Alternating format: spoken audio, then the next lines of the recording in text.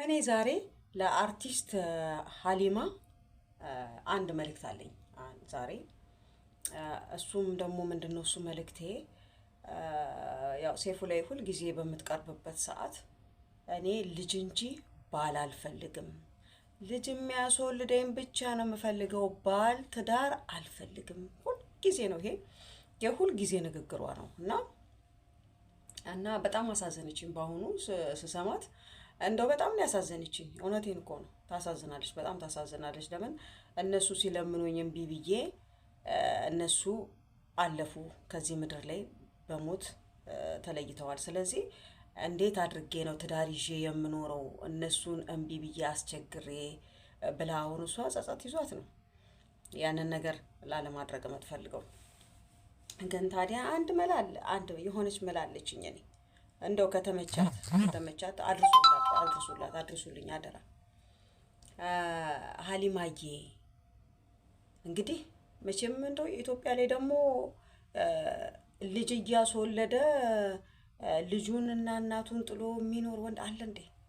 ዱርዬ ካልሆነ እንደው የማይረባ እንደው ዱርዬ ሰው ካልሆነ በስተቀረ በአሁኑ ሰዓት በተለይ ልጁን ወልዶ ያለ አባት ልጁ እንዲያድግበት የማይፈልግ በጣም ብዙ ወንዶች አሉ። በጣም ጎበዞች፣ ጠንካሮች፣ ለልጆቻቸው የሚሞቱ አባቶች አሉ።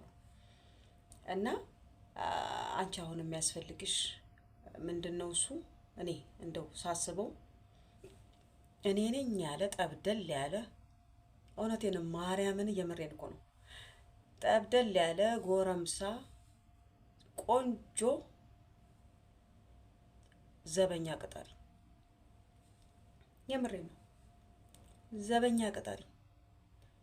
ዘበኛ ቅጠሪና እዛው ቤትሽንም ይጠብቃል። ከዛ በዛው አፍቅሪው፣ ውደጂው፣ ውለጂ ከሱ። ገብቶሻል? ውለጂ ከሱ ከወለድሽ ቤቱንም ይጠብቃል፣ ልጆቹንም ይጠብቃል፣ አንቺንም ይጠብቃል፣ ሁሉንም ይጠብቃል እዛ ቦታ ላይ። ስለዚህ እንደኔ ግን እንደው እንደ ምክር እኔ የምመክርሽ ሌላው እንትኑ አይፈልግም፣ ያለ አባት ልጁን ማሳደግ የሚፈልግ አይኖርም። እሱም እዛ ጋር የስራው ቦታ እንዲሆን ስለፈለኩ ነው። ለምን ስራው እዛው ጋር ነው። ልጆቹንም እያየ ቤቱንም እያየ እዛው ጋር ይቀመጣል። አንቺ ማግባት ያለብሽ ዘበኛሽን ነው።